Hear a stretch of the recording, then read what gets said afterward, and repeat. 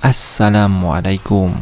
Istilah pamali biasanya dipakai oleh orang tua kita zaman dahulu, terutama digunakan di daerah Sunda, di mana digunakan untuk menegur seseorang yang melakukan pantangan.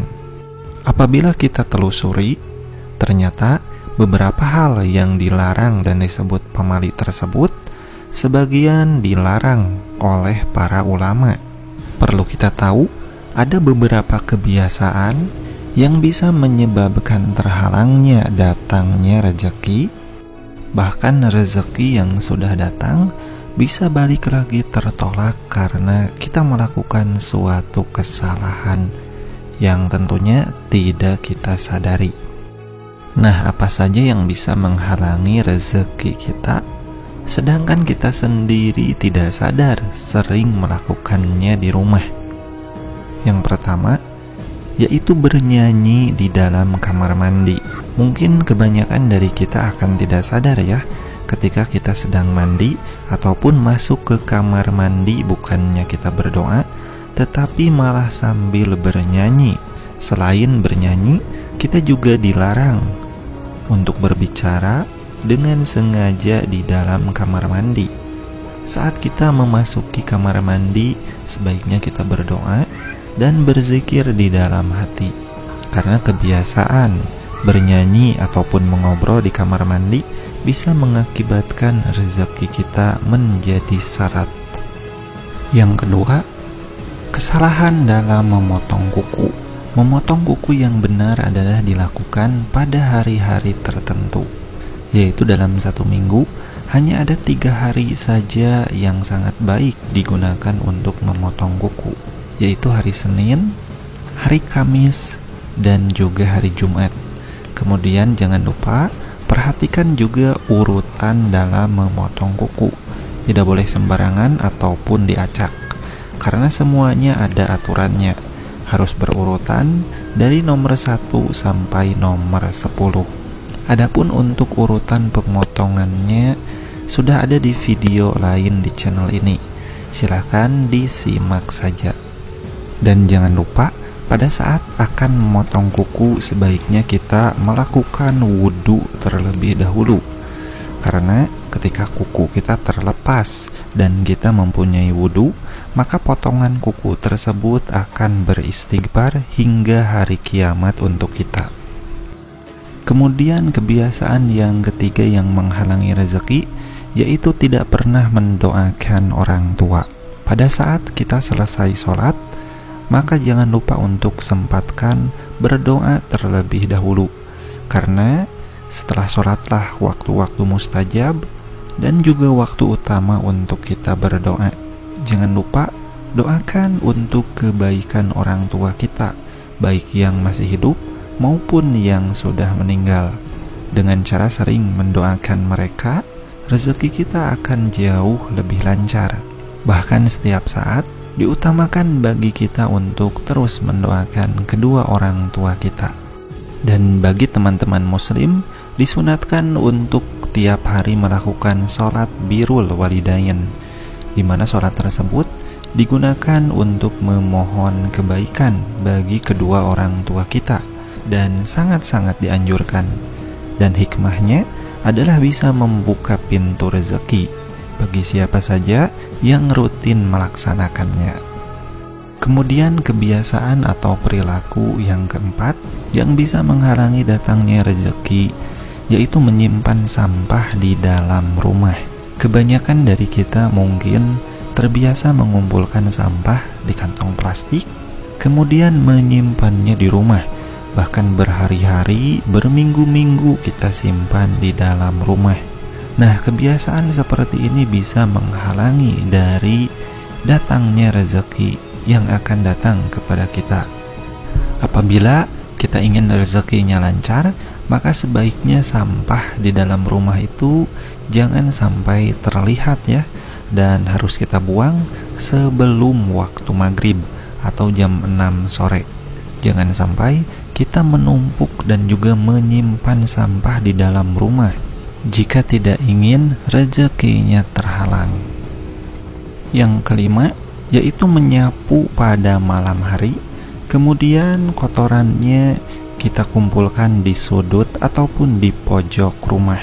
Bagi kalian semua yang mempunyai kebiasaan seperti ini, segera hentikan apabila ingin rezekinya lancar.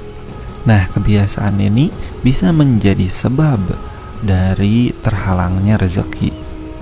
Yang keenam, tidak mempunyai wudhu saat akan tidur. Di dalam agama Islam, sebelum kita tidur disunatkan kita memiliki wudhu ataupun melakukan wudhu terlebih dahulu. Nah, ternyata ketika kita tidur dan tidak memiliki wudhu adalah bisa menjadi sebab terhalangnya rezeki yang akan datang kepada kita. Selain itu juga banyak sekali keutamaan apabila kita mempunyai wudhu saat akan tidur.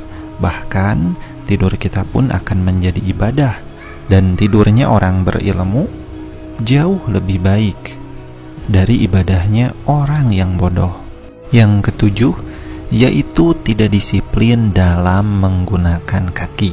Contohnya, yaitu ketika kita memasuki rumah, utamakan dahulukan kaki kanan terlebih dahulu, dan hal ini bisa menjadi salah satu sebab lancarnya terbuka pintu rezeki. Banyak dari kita menyepelekan hal tersebut, bahkan tidak memakainya sama sekali. Dengan kaki sembarang kita memasuki rumah. Apabila kalian semua ingin rezekinya lancar, maka mulai saat ini dahulukan kaki kanan terlebih dahulu ketika akan memasuki rumah. Dan jangan lupa, ketika kita akan keluar rumah, kita harus dalam kondisi mempunyai wudhu, dan dahulukan kaki kiri terlebih dahulu ketika keluar rumah. Perhatikan baik-baik. Penyebab yang kedelapan, yaitu hati lalai dari berzikir. Pada dasarnya, kita semua tidak luput dari yang namanya dosa. Dengan banyak berzikir dan juga mendawamkan zikir, kita bisa sedikit demi sedikit menghapus dosa yang sudah kita lakukan. Dan banyaknya dosa adalah bisa menjadi sebab terhalangnya pintu rezeki yang akan datang kepada kita. Dengan berzikir memohon ampun terus-menerus kepada Allah, pintu rezeki kita akan dibuka secepatnya. Kemudian, penyebab yang kesembilan yaitu sering menunda-nunda waktu sholat. Mulai sekarang, biasakan untuk sholat di awal waktu.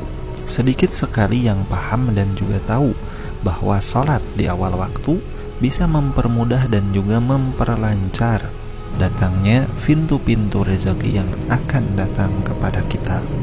Bahkan rezeki yang akan datang bisa tertolak kembali apabila kita sering menunda-nunda waktu sholat setelah datang waktu sholat tersebut. Maka mulai saat ini, biasakan untuk sholat awal waktu apabila ingin rezekinya lancar dan juga terbuka lebar. Kemudian penyebab yang ke-10, yaitu sering melupakan untuk bersedekah. Untuk bisa mengundang datangnya uang, maka kita harus pancing dengan uang juga. Nah, salah satu caranya adalah dengan rajin bersedekah. Sedekah yang kita keluarkan akan diganti berkali-kali lipat oleh Allah. Jadi jangan pernah berpikir kita akan mengalami rugi ketika sering bersedekah. Sedekahnya tidak perlu langsung dalam jumlah banyak, cukup dalam jumlah kecil, tetapi kita istiqomah setiap hari melakukan sedekah tersebut.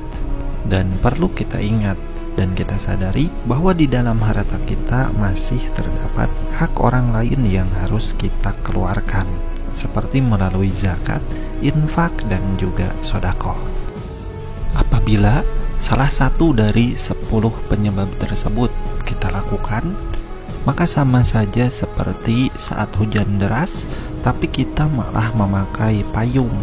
Maka bisa dibayangkan, bukannya kita basah, tetapi malah terkena sedikit saja percikan-percikan dari rezeki yang diturunkan oleh Allah Subhanahu wa Ta'ala. Oleh karena itu, mari kita hindari 10 kebiasaan tersebut, dan semoga Allah Subhanahu wa Ta'ala membuka lebar-lebar pintu rezeki untuk kita, dan juga memperlancar semuanya. Baik teman-teman, terima kasih sudah menonton. Jangan lupa bagikan ke teman-teman kita supaya lebih banyak lagi orang yang mendapatkan manfaat dari yang saya bagikan ini. Semoga bermanfaat.